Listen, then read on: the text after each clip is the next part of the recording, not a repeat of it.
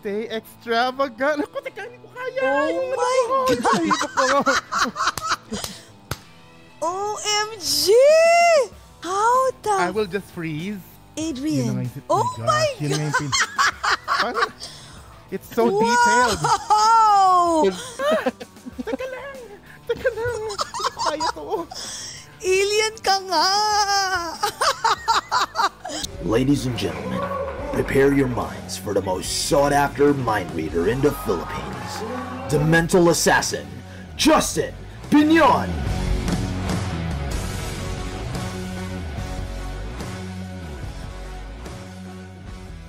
I'm gonna resonate something with you. But first, before I resonate that thought, let's use our imagination. Imagine that you just woke up in the morning, kayong dalawa, kakagising nyo lang. That morning, you decided that you will meet up. Kunyari, mag-meet kayo, no? Nung nakita nyo na yung isa't isa, you felt something. You felt a certain kind of feeling that is positive. Miss Jessie, if you can sum up that feeling in one word, what would, but to give you a heads up, this is not just happy, ecstatic, or ano, this is something na mention something unique and interesting. Pero, to sum up your feeling of happiness in one word, can be made up or whatever, ano kaya yung word na yun? Oh my God, extravagant. Kasi lagi siyang... Extravagant! Okay, kasi lagi siyang ano yun, maarte, na tipong extravagant. Nagkita kayo, nagkasalubong kayo. Sabi ni Jcas, let's get some food para you can also chat a little bit kung saan man kayo pupunta. Starbucks. So you're going to Starbucks. So naglalakad kayo, hanap kayo Starbucks, and nakakita kayo ng Starbucks. I'm sure every kanto may Starbucks dyan. Yeah? Oh, kita yes. Starbucks, pumasok kayo, pumila kayo, tapos it's your turn na. Pero syempre, when you order, parang you want it to be personal for the barista. Tinignan mo yung nameplate ng barista. Tingnan mo yung nameplate.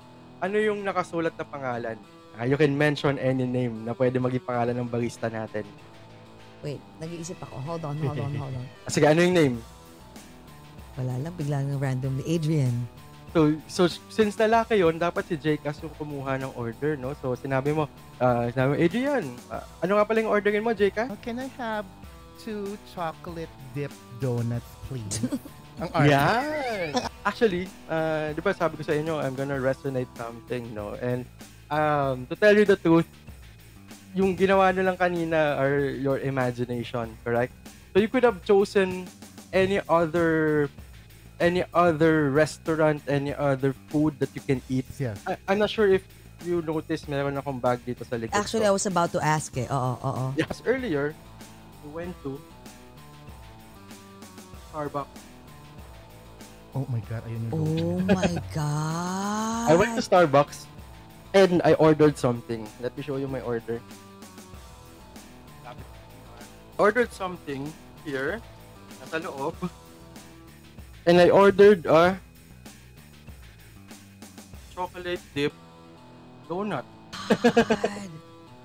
And I'm about to eat this. And you know what's weird?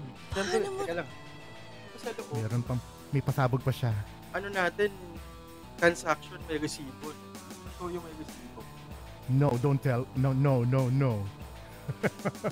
What was the word that you were thinking of kanina, Jessie? Yung nakita mo si Jcas? Kasi may sinulat ako sa resibo eh. Extravagant. No, tinan mo kung ano yung sinulat ko sa resibo. Stay extravagant. Ako, teka, hindi ko kaya. Oh my God! OMG! How the... I will just freeze and not say anything because do again... you know? And you know what's more weird and what's more funny? Yung hindi ko alam kung nakikita ninyo, no? Kita mo ba yung pangalan ng barista nakalagay sa cashier? Adrian. Oh my God! It's so detailed. Na-meet ko si Adrian kanina talaga sa Starbucks na malapit sa amin. And Jcas, can you please look at the time?